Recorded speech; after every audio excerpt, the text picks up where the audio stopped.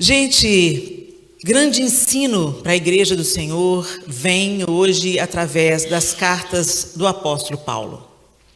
O apóstolo Paulo era um perseguidor da igreja, um judeu bem zeloso das Escrituras, que não suportava aquele movimento que estava acontecendo no meio dos judeus, chamando um homem de Messias, e ele não concordava com isso. E à medida que a igreja ia crescendo, ia ficando robusta em Jerusalém, ele começou a se irritar, a se irar, porque ele era um guardador da lei, fariseu de fariseus, segundo ele mesmo. E ele, quando o primeiro mártir da igreja foi apedrejado, que foi Estevão, ele estava ali, consentindo na morte de Estevão. E depois da morte de Estevão, começou uma grande perseguição aos cristãos em Jerusalém, e Paulo conseguiu cartas para ir perseguir os cristãos em todo lugar. E ele, no caminho para Damasco, para fazer o papel de carrasco, ele se depara com Jesus no meio do caminho. Ele é derrubado, uma luz intensa tira a visão de Paulo, e ele escuta a voz de Jesus perguntando: Paulo, por que você está me perseguindo? Eu estou te perseguindo, mas quem é o Senhor? Eu sou Jesus, a quem persegues. E ali Paulo conhece Jesus, e de perseguidor ele passou a um discípulo apaixonado, fervoroso e mártir também. Então a gente vai acompanhando a trajetória do apóstolo Paulo, e ele se tornou o responsável pela escrita de 25% praticamente do Novo Testamento. 25% do Novo Testamento foi Paulo que escreveu. Então, com certeza, eu creio plenamente que Paulo não tinha ideia de que aquelas cartas iriam moderar não apenas a vida da igreja em Corinto, da igreja em Roma, da igreja em Éfeso, mas estaria aqui hoje moderando a igreja de New Orleans. Quantos séculos depois, né? Então, é tão lindo, 2 milênios depois. Você já pensou? Ele não tinha ideia, gente. Ele não tinha ideia. Ele estava escrevendo para as igrejas, fortalecendo as igrejas, e o que ele tinha no coração é que Jesus em breve voltaria. Ele não tinha ideia que para Deus 1000 anos são como um dia como 1000 anos, e o Senhor ia fazer isso mesmo, né?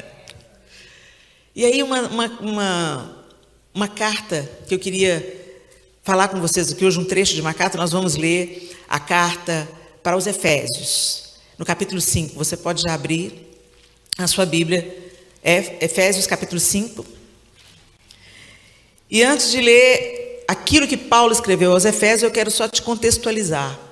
Paulo, quando ele é atingido pelo Senhor, ele se reconcilia com Deus, ele conhece Jesus, ele se retira, ele vai estudar, ele vai se aprofundar naquilo que Deus quer falar com ele, e depois ele sai apaixonadamente como o discípulo aos gentios. Discípulo aos gentios. Quem eram os gentios? Aqueles que não eram judeus. E embora ele fosse judeu e também entrasse nas sinagogas para falar com os judeus, Deus usou o apóstolo Paulo, sobretudo, para falar com gente como eu e você. Gente que não era judeu. E aí, ele ousadamente, ele cumpriu a grande comissão, saindo do seu reduto, né, e indo para a Ásia Menor, onde ele plantou as igrejas. Ele apresentava a mensagem do evangelho, ele procurava sinagogas naquele lugar, ele apresentava o evangelho aos judeus, falando que o Messias já havia vindo, que o Messias era Jesus Cristo. Muitos judeus rejeitavam essa palavra, não queriam como ele antes não queria, e nesse processo Deus foi incluindo os gentios. Ou seja, gente, nós estamos aqui hoje no século 21, sentados numa igreja no domingo de manhã, por causa da obra do Senhor através da vida do apóstolo Paulo. Foi ele que quebrou a bolha do judaísmo, né? O Senhor veio primordialmente para os seus, mas como os seus não o receberam, o Senhor expandiu salvação para toda a terra, como já era, não foi pego de surpresa. Deus não foi pego de surpresa. Ele estende salvação aos judeus, já sabendo que ele transbordaria aos gentios. Mas o apóstolo Paulo foi o principal instrumento que ele começa a usar para isso. E aí o apóstolo Paulo, na sua terceira viagem missionária, vai lá para a cidade de Éfeso. Então, os efésios são aqueles que moravam em Éfeso. E ele vai lá para a cidade de Éfeso, onde tinha na época, gente, cerca de 300 mil habitantes. Era uma das cidades principais, né? Alguns acreditam que era a capital da Ásia Menor. E Éfeso era uma cidade com muita idolatria. Lá havia o templo de Diana, ou de Ártemis, né? A deusa que os efésios adoravam. E não era apenas a idolatria. O templo de Ártemis, de Diana, ela fazia a economia local prosperar, porque vinha gente de todo lado para cultuar Ártemis ou para simplesmente visitar o templo. Porque, gente, o templo de Ártemis era uma das 7 maravilhas do mundo antigo. E ele era feito todo em mármore e ouro. E era uma construção, gente, colossal, maior do que o Partenon em Atenas. Então você imagina, uma estrutura, naquela época, maior do que o Partenon, todo em mármore e ouro. Então, se o povo não ia pela idolatria, ia pela grandiosidade de conhecer o grande templo da Diana dos Efésios, né? E foi nesse contexto que Paulo, na sua 3ª viagem missionária, vai para Éfeso, onde a idolatria era muito forte, onde a economia girava tudo em torno do principal templo de Diana.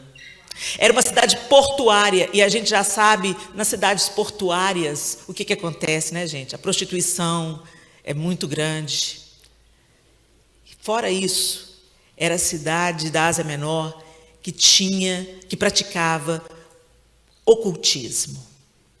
Os livros de magia. Então era uma cidade não apenas idólatra, mas era uma cidade feiticeira, vamos chamar assim. É nesse contexto que o apóstolo Paulo chegou lá. E depois você pode estudar em casa, se você quiser saber mais dessa viagem, dessa chegada de Paulo lá. Está descrito lá em Atos 19, quando ele chegou para falar para os judeus da cidade, né, os poucos que haviam ali, eles não aceitavam, e 12 jovens, 12, foram aqueles que se assentaram com Paulo para aprender do Evangelho. 12, numa cidade de 300 mil. E Deus começou a fazer uma obra tão linda ali, eu sugiro, insisto que você leia Atos 19, porque vai te inspirar. Deus fez uma obra tão poderosa em Éfeso, que as pessoas começaram a trazer os livros de feitiçaria que custavam muito dinheiro, muito dinheiro. Os livros de feitiçaria eram caríssimos. Eles traziam os livros em praça pública e queimavam os seus livros, porque eles tinham recebido a Cristo. E a economia da cidade entrou em colapso, porque as pessoas começaram a se converter e pararam de comprar as imagens de Diana, pararam de frequentar o templo de Diana. O apóstolo Paulo, a plantação da igreja em Éfeso começou a causar um desconforto naquela cidade, porque foi contra as portas do inferno. E a promessa de Deus é que as portas do inferno não prevalecerão contra a igreja. Agora, perceba, é uma igreja atuante. Porta é arma de defesa, não é arma de ataque. Então, se as portas não prevalecerão, é porque a igreja é que está saqueando o inferno, né? E a obra que Deus fez ali, está descrita em Atos 19, deixa o coração da gente quentinho, e Deus foi fazendo grandes coisas. Paulo teve bastante problema, né? Quando começou, aí aquela galera que não queria o prejuízo financeiro, começou a levantar, olha, ele é contra a deusa Diana, ele está falando contra Diana, e aquele burburinho, e a cidade se voltou contra, como assim você está falando contra Diana? Então, foi aquela luta, né? Mas a obra que Deus tinha feito ali em Éfeso era poderosa, e através dessa cidade de Éfeso, outras igrejas foram plantadas. Sabe aquelas igrejas que estão descritas no Apocalipse? Pois é, essas igrejas foram plantadas na Ásia Menor a partir de Éfeso. Tremendo, né? E aí, os estudiosos acreditam que Paulo estava preso pela primeira vez quando ele escreveu essa carta aos Efésios. Essa carta aos Efésios, ela fala, da primeira parte dela, sobre a fundamentação, a salvação, lembrando aos Efésios de onde eles foram tirados, de onde eles foram transportados, qual é a obra que Deus fez neles. Gente, a gente precisa de lembrar de onde que a gente veio, a gente precisa de lembrar como igreja, em qualquer área, em qualquer tempo, em qualquer estação, a gente precisa trazer a memória que nos dá esperança, lembrar-nos que a nossa salvação é pela graça, mediante a fé. Não é porque nós somos bonzinhos, não é por causa da nossa retidão moral. Nós não somos salvos pelas boas obras, mas somos salvos para a prática das boas obras. Então, na primeira parte da carta aos Efésios, o apóstolo Paulo fortalece isso naquela igreja ali. Eu quero lembrar vocês, gente, que quando fala a igreja, naquela época de Paulo, não era um templo, não. Lembra que a igreja, nesse contexto, ela ainda não tinha, Constantino não tinha vindo e liberado o cristianismo, não. A igreja, quando Jesus, lá no Apocalipse, manda as cartas para a igreja, quando ele fala igreja, não é templo. Os templos vieram depois, foram posteriores. A igreja era o povo que crê em Jesus, que se reúne naquela cidade. Eles se reuniam de casa em casa, eles faziam reuniões, não tinha o templo deles, eles eram marginais, era uma religião não aceita, perseguida. Então, quando Paulo está mandando a carta à igreja em Éfeso, ele está mandando ao grupo de cristãos que moram em Éfeso, que estão caminhando, trabalhando, estudando, vivendo, criando filhos em Éfeso. O apóstolo Paulo não está restrito aqui a paredes ou a instituições de homens. Ele está falando para o povo de Deus em Éfeso, ok? Na primeira parte da carta ele fortalece isso. Na segunda parte da carta, ele diz isso que ele vai dizer para nós agora. Ele disse para o povo em Éfeso e está dizendo para nós, 2000 anos depois. Portanto, como filhos amados de Deus, imitem-no em tudo o que fizerem. Vivam em amor, seguindo o exemplo de Cristo, que nos amou e se entregou por nós como oferta e sacrifício de aroma agradável a Deus. Que não haja entre vocês imoralidade sexual, impureza ou ganância. Esses pecados não têm lugar no meio do povo santo. As histórias obscenas, as conversas tolas e as piadas vulgares não são para vocês. Em vez disso, sejam agradecidos a Deus. Podem estar certos de que nenhum imoral, impuro ou ganancioso que é idólatra herdará o reino de Cristo e de Deus. Não se deixem enganar por palavras vazias, pois a ira de Deus virá sobre os que lhes desobedecem. Não participem do que essas pessoas fazem, pois antigamente, vocês estavam mergulhados na escuridão, mas agora têm a luz do Senhor. Vivam, portanto, como filhos da luz, pois o fruto da luz produz apenas o que é bom, justo e verdadeiro. Procurem descobrir o que agrada ao Senhor. Vamos ler o 11 também. Não participem dos feitos inúteis do mal e da escuridão, antes mostrem sua reprovação, expondo-as à luz. Senhor, essa é a tua bendita palavra, que falou aos Efésios há mais de 2000 anos atrás, e que quer falar conosco no ano de 2024, aqui nesse país, aqui nessa cidade. Fala conosco, Senhor, em nome de Jesus. A segunda parte da carta aos Efésios, o apóstolo Paulo está falando sobre o testemunho público daquela igreja. Quando ele fala, antigamente vocês viviam de um jeito, ele está falando, quando eu cheguei aí na cidade, quando eu fui ter com vocês lá na minha terceira viagem missionária, era assim que vocês viviam. Vocês estavam mergulhados num contexto de depravação, de idolatria, de imoralidade sexual, de impureza, de ganância. É nisso que vocês viviam. Mas agora, vocês têm a luz de Cristo. Então não vivam como vocês viviam antes, mas vivam como filhos da luz. E aí ele vai falando com a gente aqui, não se deixe enganar por palavras vazias.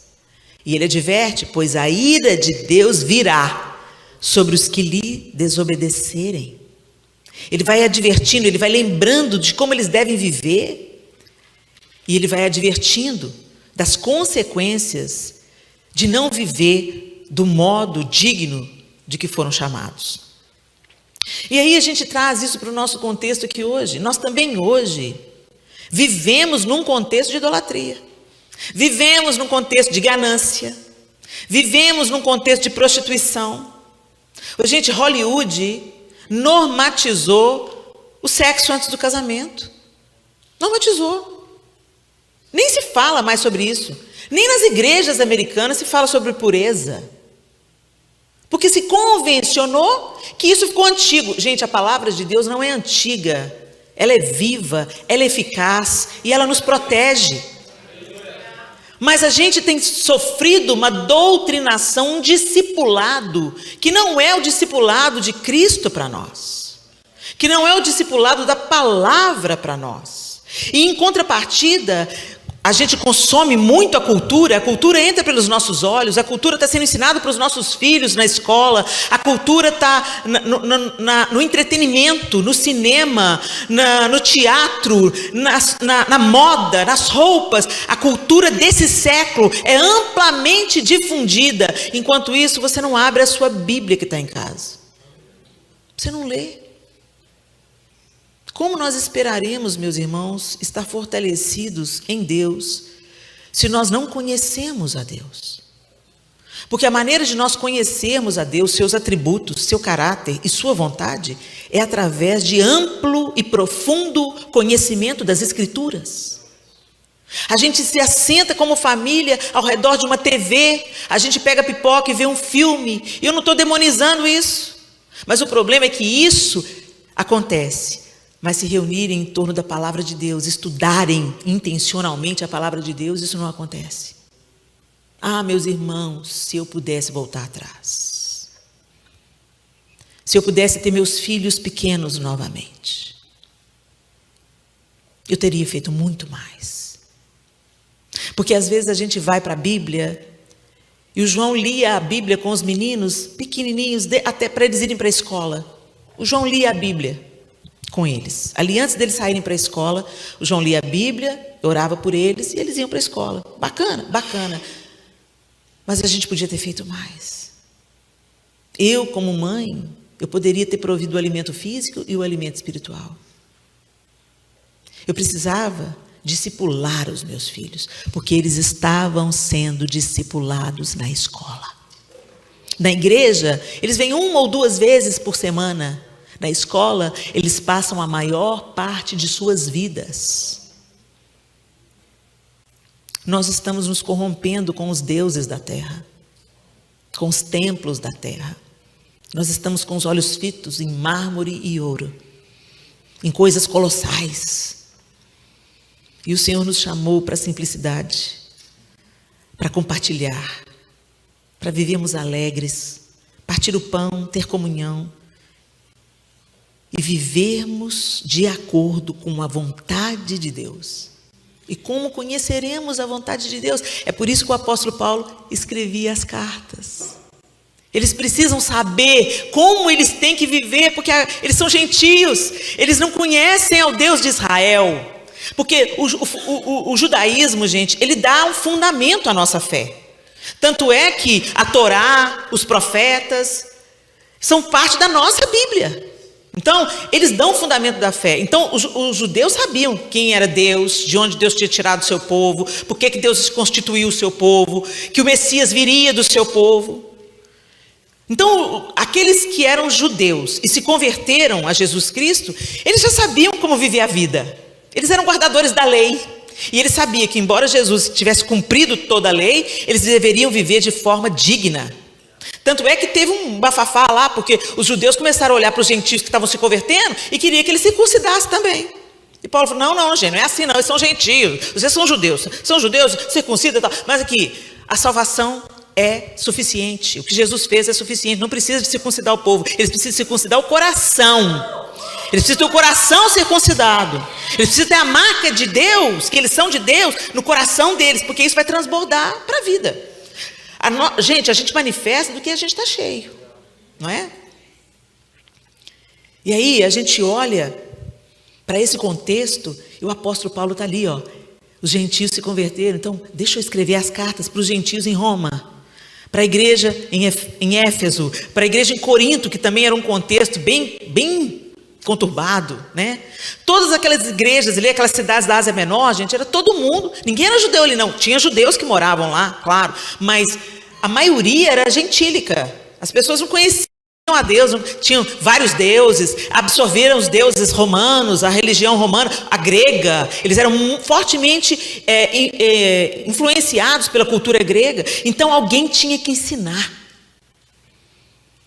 E o apóstolo Paulo está fazendo isso aqui. E hoje a gente tem todas as cartas.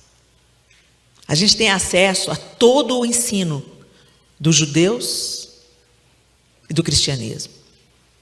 Na nossa Bíblia, de capa a capa, quando a gente conhece Jesus, a gente vai vendo que desde o Gênesis, Deus já está falando sobre Cristo. E quando a gente lê o Antigo Testamento, a gente se apaixona e fala assim, meu Deus, é isso mesmo. Não tem jeito de você profetizar uma coisa 400 anos antes e se cumprir. É lindo quando você vai vendo, você vai fazendo essas referências cruzadas e você vai vendo que a Bíblia explica a Bíblia. É lindo, é poderoso, é encantador. Parece que seus olhos são abertos como os de Paulo foram. E aí não tem como você vacilar. Não tem como você duvidar. O mundo inteiro ao seu redor pode duvidar. Você sabe. Você sabe. Mas para isso, gente, a gente tem vida boa para dentro. Para que a maneira que a gente entende que Deus age, que Deus quer. Ele fala aqui, olha. Procurem conhecer qual é a vontade de Deus. Ele está falando nesse mesmo capítulo. E como é que a gente conhece a vontade de Deus, gente? Lendo as Escrituras. Se nós não conhecermos a Deus através da sua palavra, nós vamos criar um Deus conforme a nossa justiça. Por isso que você já deve ter ouvido as pessoas falando assim, ah não, o meu Deus não manda ninguém para o inferno não. Ah tá querida, então você fantasiou. Não, meu Deus é bom, Deus é misericordioso. Como que Deus vai colocar alguém no inferno? Não, você que vai para lá com suas próprias pernas. Você faz escolhas. Você vai para lá porque você rejeitou a graça de Deus. Você não se submeteu a Deus. Você não obedece a Deus. Você não quis ser reconciliado com Deus. Deus enviou o seu filho. Deus sacrificou o seu filho para você ter acesso a ele. A porta está aberta, o caminho foi aberto, a mesa foi posta, você foi convidado. Mas quantos não querem ir? Não querem e zombam do caminho, zombam da mesa de Deus. Não esperem ser premiados por isso. A escolha é sua. Vai jantar com o capeta. Simples assim. Mas ele está instruindo esse povo. Vivam da maneira como filhos amados de Deus. Imitem-no em tudo que fizerem. Como que eu vou imitar a Deus se eu não conheço a Deus? Se eu customizo Deus? E o Deus que a gente customiza, ele tem toda a influência também do Ocidente. É um Deus que parece mais com Papai Noel. O bom velhinho. Sim, muita gente imagina Deus bonachão, meigo, com as bochechas rosadas, barba branca. Isso é Papai Noel, gente, isso não é Deus não. Para começar, Deus não tem uma forma definida, Deus é espírito. A gente esquece disso, que Deus é espírito. E que Deus está em todo lugar. E Ele é uma pessoa. Mas peraí, Helena, como é que Deus é uma pessoa e Ele é espírito? Ele tem uma personalidade, uma vontade. Ele é uma pessoa. Só que Ele é espírito. Ele assume a forma que Ele quiser assumir. Ele está em todos os lugares. Aqui e no último planeta da galáxia. Se é que existe o último. Onipresente. Onipotente. Ele pode tudo. Onisciente. Ele sabe de tudo. Até o que você está fazendo 3 horas da manhã lá no computador. Sabe de tudo. Não tem nada que a gente possa esconder de Deus. Todas as coisas são patentes diante dos seus olhos. E à medida que a gente vai conhecendo os atributos de Deus, a gente vai entendendo a grandeza dele, o poder dele E a gente fica assim, por que o Senhor amou a gente? Por que o Senhor amou a gente? Gente, Deus não nos criou por necessidade. Por muito tempo eu acreditei que Deus nos criou porque Ele era um Deus relacional. Ele queria ter gente para se relacionar. Gente, Ele já era perfeito. Ele, Pai, Filho e Espírito. Autoexistente, autossuficiente. Não preso ao tempo, não preso ao espaço. Já parou para pensar nisso? Ele existe antes do tempo. Ele não foi criado, Ele criou. Não cabe na nossa cabeça. A gente vai até um certo ponto, sabe? Igual o homem na profundidade do mar. O homem não chega no mais profundo mar. Ninguém sabe o que tem lá da tal da Fossa Mariana, né? Que os pesquisadores ficam querendo chegar lá. Ninguém chega.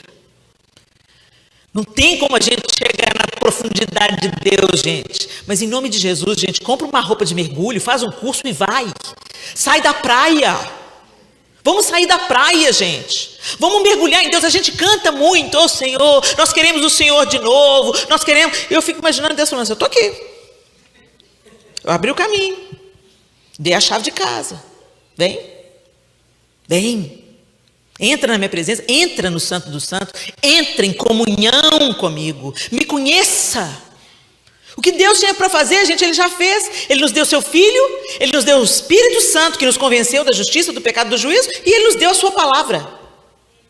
Ah, mas essa é a palavra de Deus, mas teve concílio. Gente, essa é a palavra de Deus, inerrante. Ela foi preservada pelo próprio cuidado do Eterno para chegar até nós. O que chegou aqui é o que tinha que chegar, é o que a gente tem que saber. Ah, se tinha um apócrifo, se tinha um evangelho tal, não interessa. Mas nem isso que chegou nas nossas mãos a gente sabe. A palavra de Deus diz que nos últimos dias haverá grande apostasia. O que é apostasia? Eu conheço a Deus, eu ando com Deus e eu abandono Deus e perco a capacidade de me arrepender. Isso é apostasia, apostatar da fé. Então, entende-se, eu preciso de ter tido fé em algum momento para eu apostatar da fé. Certo ou errado? E eu creio plenamente, a Bíblia não fala isso não, mas eu creio plenamente que parte significativa da apostasia dos últimos dias se dará porque o Deus que vai se revelar não corresponde ao Deus que você customizou. As pessoas customizam Deus e reduzem Deus à sua própria justiça. A Bíblia diz que a justiça humana é como trapo de imundície, gente. Trapo de imundície. A nossa justiça não é perfeita, a nossa justiça é insuficiente. Deus é o conceito de justiça, Ele é a própria justiça.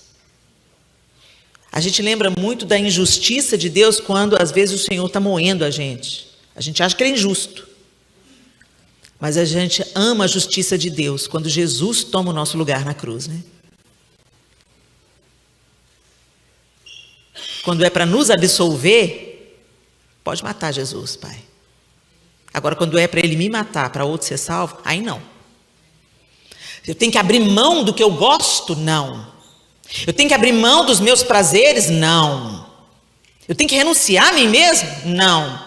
Porque o Deus que eu criei para mim é um Deus moralista e terapêutico. Moralista, porque se eu fizer tudo certinho, se eu tratar bem o meu próximo, se eu for honesta nos meus negócios, então está tudo bem, eu tenho direito ao céu. Não, você não tem. Você não tem. Porque não são as suas obras. A Bíblia diz que não são por obras, para que ninguém se glorie em si mesmo. Mas pela fé, pelo presente de Deus que é a graça, mediante a fé. E terapêutico, porque é o Deus que quer me ver feliz. Deus quer me ver feliz. Deus é amor, Ele quer me ver feliz. Eu amo os meus filhos. E muitas vezes eles pensaram que eu estava trabalhando contra a felicidade deles. Porque eu falei, não vai. Por quê? Todo mundo vai. Você não é todo mundo. Muitas vezes, vão para a escola. Não quero ir para a escola. Vão para a escola, vão para a escola, vão para a escola. Eu estava amando os meus filhos, mas naquele momento eles não viam como amor. Quando o caçula um dia quis passar a manteiga no pão, viu a irmã de 8 anos passando a manteiga no pão, falou assim, eu quero. Disse, não, me dá o pão aí que eu passo. Eu quero a faca. Não, não tem faca para você, filho. Você só tem 3 anos. Me dá o pão. Eu quero a faca. Eu quero. Um escândalo. Porque ele queria a faca. Porque a irmã mais velha estava passando a manteiga no pão com a faca. E eu queria explicar para ele, mas será que ele entendeu? Eu virei para ele e falei, Arthur, você não tem coordenação motora para mexer com a faca. Ele parou a birra, olhou para mim, tipo assim, o que ela está falando? E continuou fazendo a birra. E eu falei, meu Deus, não é possível, a hora do lanche virou um banzé. Aí eu falei, Senhor, como é que pode? Eu estou protegendo ele, que menino obstinado. Deus falou assim, você é do mesmo jeito. Quantas vezes eu não te dou as coisas, Helena, porque você não tem coordenação motora, você não está pronta para receber aquilo. Senão você vai se machucar e vai machucar outros. Mas você quer, porque quer, porque quer. E você acha que eu sou injusto. Eu não sou injusto. Eu sou justo quando eu te falo não. Eu sou justo quando eu não te dou as coisas que você quer, na hora que você quer, do jeito que você quer. Eu sou justo porque eu conheço o futuro, o amanhã. Eu conheço o seu coração mais do que você mesma. Por isso que a gente tem que conhecer esse Deus. E o apóstolo Paulo está ansiando aqui, gente, que os efésios conheçam ao Senhor. Por isso que ele está falando, imitem-no em tudo. Para eu imitar alguém, eu tenho que conhecer alguém. Para eu imitar alguém, eu tenho que procurar saber o que ele faz, como é que ele anda, como é que ele fala, como é que ele veste. Tem esses imitadores profissionais, né? Eles estudam o objeto da imitação. E é claro que o apóstolo Paulo tem certeza, não queria aqui formar robôs ou meros imitadores, mas ele já sabia que à medida que você conhece a Deus, você é transformado por esse conhecimento. Ele fala, vivam em amor, seguindo o exemplo de Cristo, que nos amou e se entregou por nós como oferta e sacrifício de aroma agradável a Deus. O amor, segundo a palavra de Deus, é sacrificial. O amor faz. Falar que ama, todo mundo aí fala que ama. Eles estão chamando desejo, prazer, obscenidade, prostituição, lascívia. Estão chamando de amor. Toda maneira de amor vale a pena. Não, gente, isso não é amor. Isso é outra coisa. O amor, ele envolve serviço, abnegação, ação. Quem ama, faz. Quem ama, caminha a 2ª milha. Quem ama, perdoa. O amor vai sendo aperfeiçoado. Nosso amor ainda é imperfeito, ainda é incompleto. Mas o desejo de Deus é que sejamos aperfeiçoados na prática do amor. E o modelo que Paulo coloca aqui para os Efésios e para a gente é Cristo. Ele é o modelo de amor. E como que Jesus amou? Dando a vida. Dando a vida. Hoje ninguém quer dar a vida por ninguém. E quando eu falo a vida, gente, não estou falando literalmente como Cristo deu. Porque Jesus não só morreu, Jesus viveu para nós. Ele habitou entre nós. Foi gente como nós. Para nos mostrar que na nossa roupa, nessa carne, a gente pode vencer. Ele evidenciou isso com a sua vida. Mesmo preso à existência humana, ele viveu de maneira sobrenatural, querendo dizer para a gente, vocês também podem. Vocês também podem amar os seus inimigos. Vocês também podem orar por aqueles que vos perseguem. Vocês podem, porque isso é o exemplo que eu dei para vocês. Mas será que é esse cristianismo que nós estamos vivendo, meus irmãos? Será que aqui nessa terra, onde vocês foram trazidos pela mão do Eterno, você pode pensar que você veio aqui por tantos outros motivos, mas eu quero te dizer, você está aqui debaixo da permissão de Deus. Não sei se da vontade soberana, mas certamente da vontade permissiva. Você está aqui. Para quê? Para se encantar com o templo de Diana? Para viver do comércio de imagens? Ou do lucro com a feitiçaria? No nosso tempo não é tão óbvio, né? As idolatrias são mais disfarçadas. Coisas que a gente gosta muito. Não, eu não adoro. Eu só gosto muito. Você gosta tanto que todo o seu dinheiro, toda essa energia, tudo na sua vida gira em torno disso que você gosta tanto. Você devota mais tempo a isso do que ao conhecimento de Deus. E eu preciso te dizer, isso não vai te manter de pé no dia mau. E isso não vai te fazer crescer espiritualmente, se fortalecer espiritualmente. Eu quero te dizer, meus irmãos, vem dias difíceis pela frente. E nós precisamos de nos fortalecer espiritualmente, para olhar as coisas com olhos espirituais e não carnais. Para a gente não entrar em desespero, mas entender que Deus está provocando caos, dores de parto, para que um novo mundo nasça, com a manifestação do seu Filho, novamente. Enquanto esperamos, nós fazemos parte dessas dores de parto, mas não apenas sofrendo, mas dando a nossa vida, amando, anunciando, se tornando um referencial de luz no meio da escuridão que vem. Você vai se desesperar e se perder na escuridão, ou você vai se tornar um referencial, um poste de luz aceso no meio da bagaça. É isso que Deus quer fazer de nós, meu irmão. É para isso que a igreja está na terra. O grande avivamento que vai preceder a volta de Cristo, eu tenho certeza absoluta, não será um avivamento de festa, será um grande avivamento de muito arrependimento, convicção de pecados e batismos causados pelo sofrimento. Quando teve o abalo das Torres Gêmeas, no domingo seguinte, as igrejas em Nova York e região estavam abarrotadas. É o sofrimento que leva o homem aos pés do Senhor. Ele prefere fazer a gente sofrer para ter a gente eternamente, do que ver a gente feliz, perdido para sempre. Deus quer a nossa felicidade? Sim, claro, certamente Ele é um Pai amoroso. Mas feliz é quem teme o Senhor e anda nos seus caminhos. Não é essa felicidade baratinha que o diabo está te oferecendo aí, não. Conforme o seu próprio coração, o seu próprio desejo, o seu próprio prazer. Por isso que o convite de Jesus é: quem quiser vir após mim, negue-se a si mesmo. Que não haja entre vocês imoralidade sexual, impureza ou ganância. Gente, coisas que antes estavam lá fora no mundo, agora estão aqui dentro. Os pastores estão que resolver cada pepino. Isso quando não são os pastores que promovem os escândalos. É um tempo difícil, mas a Bíblia diz que isso aconteceria. Não é novo.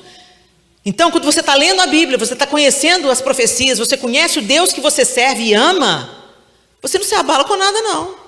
A palavra diz que seria assim: que eu não seja encontrado com os transgressores, mas que eu seja encontrado com os santos. Que eu seja encontrado com aqueles que são santos e que estão se lavando cada vez mais. E não com aqueles que estão rodando e se lameando cada vez mais no poço de iniquidade. A palavra de Deus continua valendo, gente. Mesmo que Hollywood fale que você pode transar antes do casamento. Jovens, se mantenham em pureza. Quando você dorme com uma pessoa, quando há uma relação entre um homem e uma mulher, uma aliança de sangue é feita. Diante de Deus eles se tornam um. Tem gente aí que se tornou um com a torcida do Flamengo. A alma fica toda fragmentada. A pessoa fica incompleta.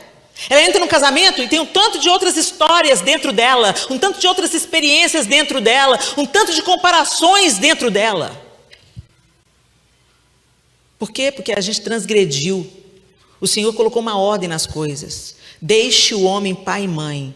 Significa, cresça, se torne autônomo, pague as suas contas, termine os seus estudos, a ponto de você conseguir deixar a casa do pai e mãe e se manter. Deixe o homem pai e mãe. Uma mulher, um compromisso, escolha uma, tem um compromisso, uma aliança com ela. Namoro não é para pegar, namoro é para conhecer. Namoro é para saber o que está na cabeça, não do pescoço para baixo. Namoro é para ter longas conversas, conhecer a família, conhecer o pai, a mãe, os sonhos, os projetos. Quer ter filho, não quer ter filho? Tem chamado para missão, não tem? E aí, olha, me identifico. Estou gostando cada vez mais, estou querendo ficar cada vez mais perto. Aí começou a sentir mais, estou querendo ficar cada vez mais perto. Aí começou a sentir umas coisas do pescoço para baixo. Então vamos casar. Una-se a sua mulher, põe um anel no dedo dela e tornem-se uma só carne.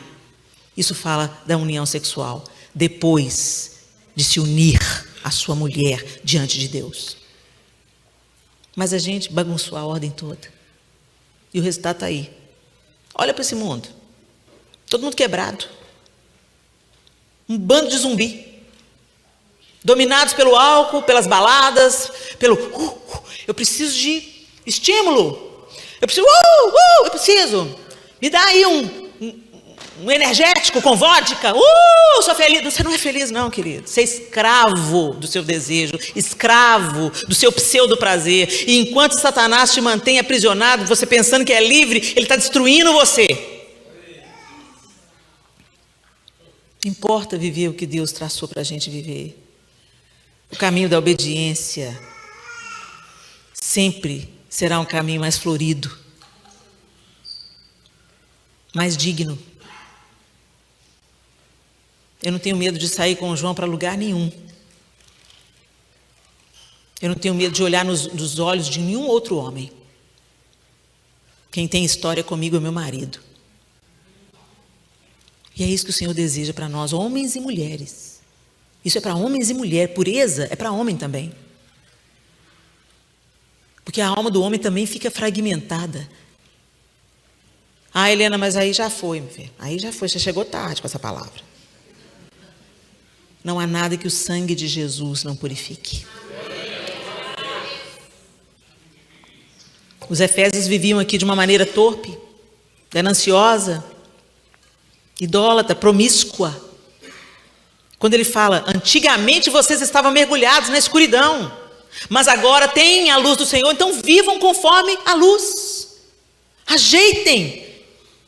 Compartilhe sua experiência, encorajem jovens a viver na pureza, que a sua experiência pelo menos sirva para inspirar outros jovens a viver em pureza.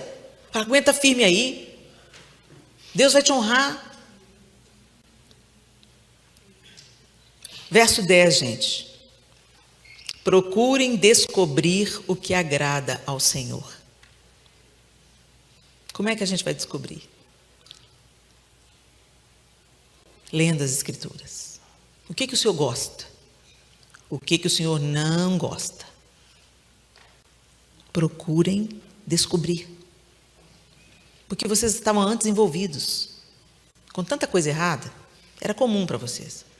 Mas agora vocês vão cavar um outro poço. Um poço que jorra água viva, que vai matar a sua sede.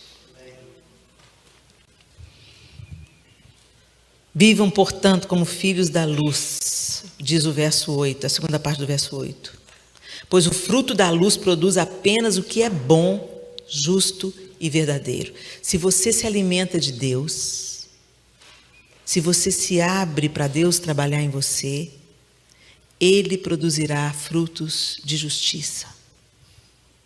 Não é só sobre ser moralmente correto, gente.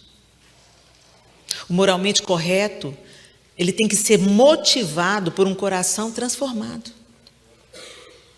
A pureza tem que acontecer primeiro dentro. A retidão dentro, a honestidade dentro. A fidelidade dentro. Porque se estiver dentro, não vai ser fake. Os fariseus eram excelentes na prática da moralidade. Mas Jesus chamou eles de sepulcro caiado. Era bonito só por fora. Era limpo só por fora. Branquinho, de cal, só por fora. O Senhor se importa em transformar-nos por dentro. Nossas motivações, nossas vontades e nossos pensamentos. Porque se Ele fizer isso, o fruto vai fluir naturalmente. Se você tem pensamentos de paz e não de mal, é isso que isso vai produzir boas obras, vai produzir luz por onde você passar. E finalmente o verso 11, não participem dos feitos inúteis do mal e da escuridão. Os feitos inúteis do mal estão aí, gente. E às vezes a gente consente com eles. A gente não pratica, mas a gente participa quando a gente assiste, quando a gente compartilha. A gente participa de tudo aquilo que você consome. Sabia disso? Tudo que você compra, você financia. Tudo que você assiste, você financia. Tudo que você compartilha, você financia. E quanto crente compartilhando derrota, compartilhando escândalo, compartilhando queda do outro? Por quê? É seu irmão. Ah, mas ele caiu. Podia ser você é do mesmo material. Hoje nosso telhado é de vidro. Hoje está acontecendo com o outro, na casa do outro, com a família do outro. Amanhã pode ser na sua, Deus que te livre. Mas o fato é que a vida é assim. Ninguém casa pensando, vou adulterar. Pelo menos dentro da igreja, espero que não. Mas o diabo sabe como arma uma cama. A gente tem que vigiar a nossa própria vida e combater os nossos próprios pecados, ao invés de ficar aí compartilhando pecado alheio e dando ibope para site de escândalo. O Senhor diz que Ele odeia. O Deus justo e verdadeiro abomina quem provoca contenda entre irmãos. E quem promove a contenda é quem espalha o escândalo. Aí começa um defender, outro acusar. É só você abrir os comentários na internet. Lastimável. É essa a igreja que Jesus vem buscar? Não. Não é todo mundo que está com nome de igreja. É igreja. A noiva está se adornando. Ela está bordando o vestido. Ela está caprichando na brancura desse vestido. Porque ela sabe que aqueles que estarão diante dele estarão vestidos de linho puro, branquíssimo. Isso fala dos atos de justiça. Apocalipse diz que as vestes brancas dos justos são seus atos de justiça. E justiça é fazer o que Deus quer. É viver como Ele quer. É abrir mão de tudo que é abominável, perverso, injusto, idólatra, ganancioso. Vocês estão nessa terra para ser bênção. Não para fazer altares para os deuses dessa terra. Mas para ser a resposta de Deus para uma nação que já mandou missionários para o mundo inteiro. E que precisa experimentar novamente um avivamento. Ore pela igreja americana. Ore para que o Espírito Santo aqueça essa igreja. Ore para que o arrependimento venha sobre os jovens. Você não está aqui para saquear essa terra. Você não é pirata. Você está aqui como um representante do reino de Deus. Ele vai te sustentar nessa terra. Mas ame essa terra como uma mãe adotiva. Porque é aqui que você está tirando o seu pão, é aqui que você está sustentando a sua família, é daqui que você está desfrutando a segurança para criar os seus filhos. Então, seja grato pelo Brasil, é a sua terra natal, a sua mãe biológica. Mas seja grato e reconheça a sua mãe adotiva. Não amaldiçoe os Estados Unidos da América. Seja bênção nessa terra. Você está aqui, então agora essa aqui é a sua nação. Faça o seu melhor. Pague os seus impostos. Honre essa nação que te recebeu. Não me recebeu não, eu entrei de intruso. Então pergunta a Deus se é para você estar aqui mesmo. E que se você estiver de espião aqui, que você seja um abençoador dessa terra. E não um parasita que só tira dela. Já que você entrou ilegal, você tem a obrigação de ser 2 vezes melhor. 2 vezes mais justo, 2 vezes mais santo, 2 vezes mais generoso, 2 vezes mais. Porque você está aqui sem o direito legal de estar. Então que você seja uma bênção, uma resposta. Que você esteja aqui como os espias na terra, em Canaã. Mas para levar boas notícias. E para Deus entregar para vocês essa terra. Em oração e súplicas. Para que o Senhor mude a história dos Estados Unidos da América. Feche os seus olhos.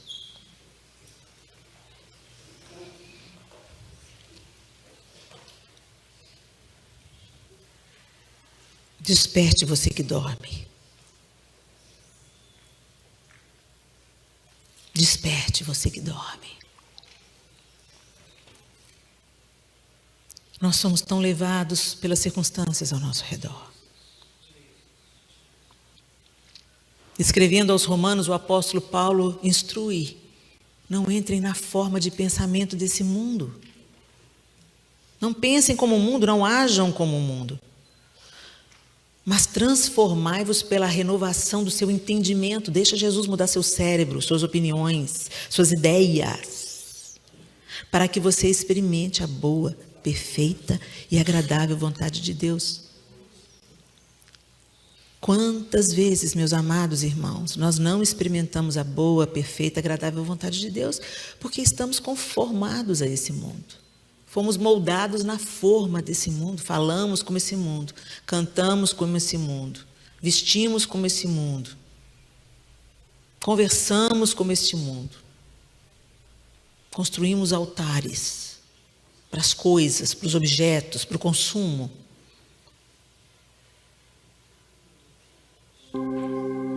Efésios nos inspira. Carta bendita, escrita para aquela igreja tão abençoada, tão forte. Mas mais tarde, quando Jesus se apresenta a João, na ilha de Patmos, escreve a carta a Éfeso. João: tenho contra ti que perdeste o teu primeiro amor. Volta à prática das primeiras obras. Igreja em New Orleans, volte à prática das primeiras obras. Volte ao primeiro amor, onde eu ocupava o principal lugar no seu coração. É isso que Jesus diz para a igreja em New Orleans hoje, como Ele diz para a igreja em Éfeso. Voltemos, meus irmãos, voltemos ao primeiro amor, que a nossa devoção, nossa atenção e nosso amor real, de abnegação e sacrifício, seja primeiro entregue aos pés do Senhor Jesus e compartilhado com todos aqueles que Ele colocar no nosso caminho e na nossa linha de alcance. Senhor, nós bendizemos o Teu nome pela Tua palavra santa, poderosa, eficaz. Nós não precisamos das nossas opiniões pessoais, Senhor, porque a Sua palavra é suficiente. Mas quantas vezes nós buscamos em cisternas rotas, rachadas, inúteis, o que deveríamos buscar na Tua palavra: instrução para a vida, encorajamento para a alma, refrigério e fortalecimento, que só o conhecimento do Senhor pode nos dar. Desperta-nos, Senhor, que essa carta tão eficaz, tão poderosa, enviada a Éfeso pelo apóstolo Paulo, e a sua carta que o Senhor escreveu pessoalmente a Éfeso, através de João.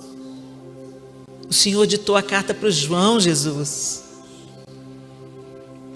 E para nós aqui hoje também queremos e precisamos voltar ao primeiro amor. Faz essa obra em nós, Senhor. Desperta-nos, Espírito de Deus. Tira as escamas dos nossos olhos, como o Senhor fez com o apóstolo Paulo. Que as escamas caiam, e depois que elas caírem, que a gente seja uma nova pessoa. Vivamos de uma outra maneira, como Jesus viveu, como Paulo viveu, não tendo a própria vida por preciosa, mas derramando como libação, como oferta viva, santa e agradável ao Senhor. Nós queremos ser achados dignos naquele grande dia, Senhor. Queremos que as nossas vestes sejam brancas, Senhor, naquele grande dia.